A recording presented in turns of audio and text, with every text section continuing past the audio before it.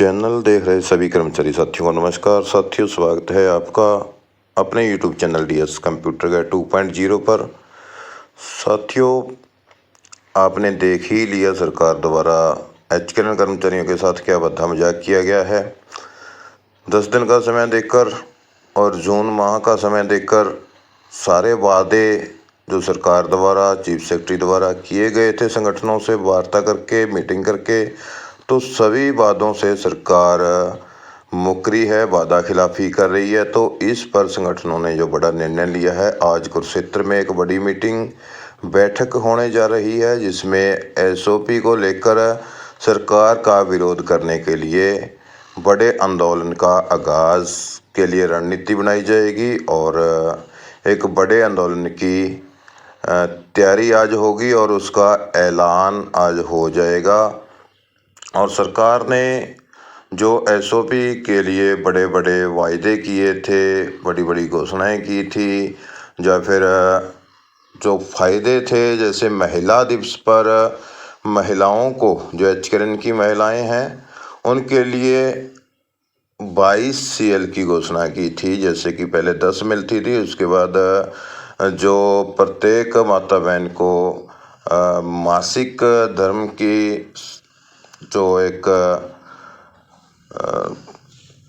System होता है प्रकृति का, उसके तहत 12 छुट्टियां अलग से दी गई थी, यानी कि 22 टोटल छुट्टियां थी, जिसको लेकर जो अभी कैबिनेट में मीटिंग में एजेंडे रखे गए उसमें एसओपी को लेकर कोई एजेंडा नहीं रखा गया। और छुट्टियों को लेकर जो घोषणा की गई, जो घोषणा महिला दिवस के मौके पर मुख्यमंत्री ने सभी के सामने कर दी माइक से, उससे भी मुकरते हुए नजर आए। तो जैसे अखबार में और मीडिया के सामने बयान दिया गया, तो सिर्फ महिला कर्मचारी एचकेएन की कर्मचारियों के लिए एक छुट्टी की बढ़ोतरी यहाँ पर करने का जो एक बड़ा बयान दिया गया अखबारों के माध्यम से भी और लाइव कॉन्फ्रेंस में भी। जो रेगुलर महिला कर्मचारी हैं उनकी पहले 20 छुट्टियां थी सीएल जो है, तो उनको बढ़ा करके 25 किया गया है। और एचकेएन कर्मचारी की महिला को सिर्फ एक छुट्टी बढ़ाने का फ़ायदा दिया गया है, जबकि महिला दिवस पर 12 अलग से छुट्टियां देने का जो घोषणा हुई थी। तो एसओपी के लेकर जब पत्रकारों द्वारा सवाल किया गया कि एसओपी जारी करने के लिए आपके विचार, तो इस पर मुख्यमंत्री ने कोई बात नहीं कही और हाथ जोड़कर नमस्कार बोलते हुए कुर्सी से उठकर चल दिए। एक बड़ा ही गंभीर और भद्दा मजाक है जो वो कर्मचारियों के साथ किया गया है और संगठनों के साथ भी किया गया है। ये सिर्फ कर्मचारियों के साथ मजाक नहीं है, ये संगठनों के ऊपर जो एक बड़ा, जिसको हम कह सकते हैं कि उनके साथ विश्वासघात सरकार ने किया है।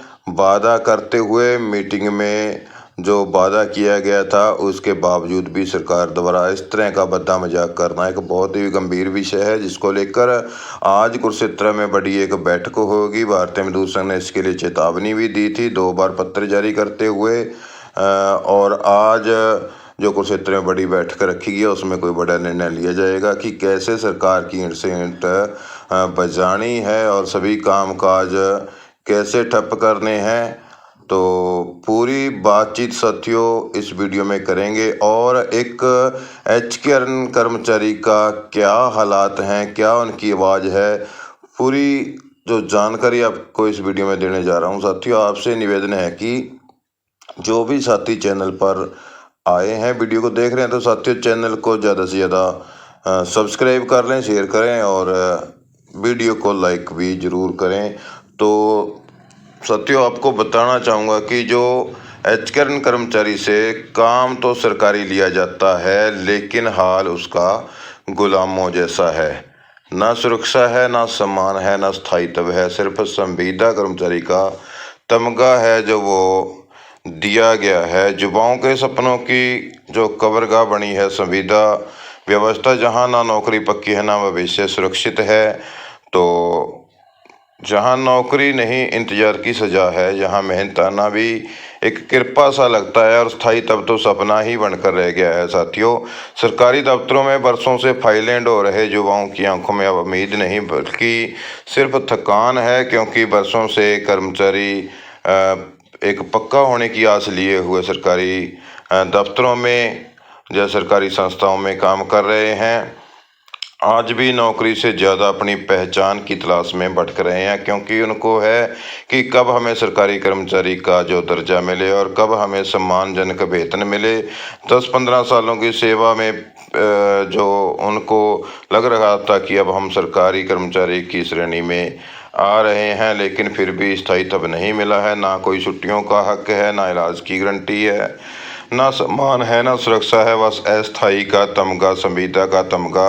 नियमित कर्मचारी से संविदा कर्मचारी की तुलना में भेदभाव है, जबकि काम और समय एक जैसा है। बचपन में सपना था कि कलेक्टर बनूं, डॉक्टर बनूं, ऑफिसर बनूं, लेकिन अब फाइलें उठाकर खुद को ही गिनता हूं। यह दर्द है एक संविदा ऑपरेटर का, जिसकी उम्र अब 35 पार कर चुकी है, पर नौकरी आज भी कच्ची है।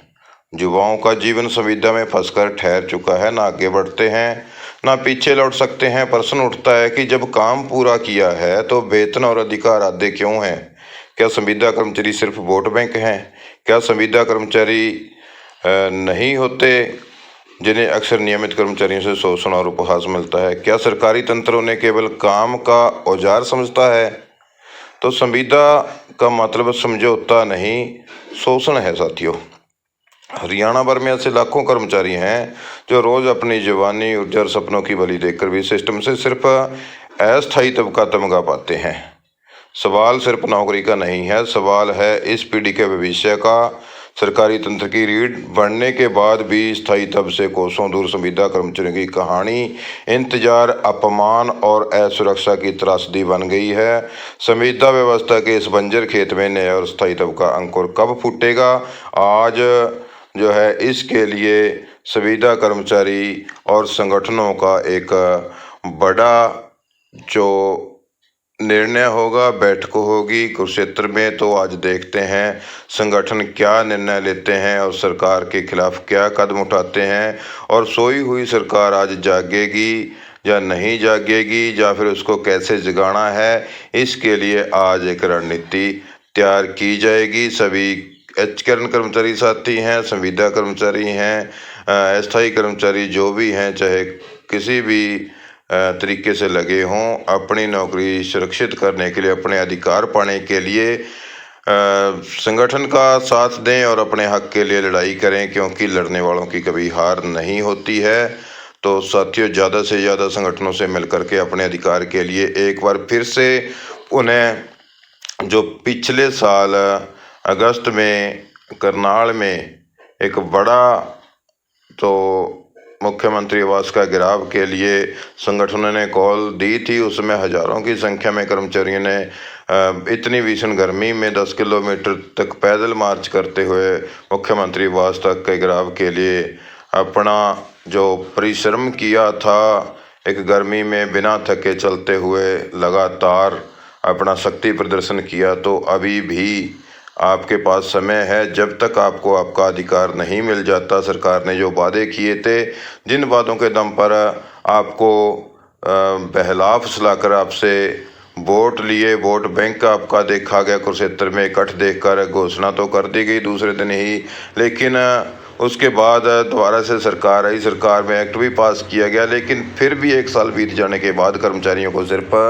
ठेंगा ही दिखाया जा रहा है। सरकार नहीं चाहती कि अभी इनको इस जो लाभ का बेनिफिट जो दिया जाए, इस योजना का बेनिफिट दिया जाए, तो समय बर्बाद कर रही है। कर्मचारी, बहुत सारे कर्मचारियों के रिश्ते अटके पड़े हैं, बहुत सारे कर्मचारी राह देख रहे हैं कि कब जॉब सुरक्षा का लाभ मिले तो हमें सम्मानजनक ज़िंदगी मिले, या वेतन मिले, या लाभ मिले।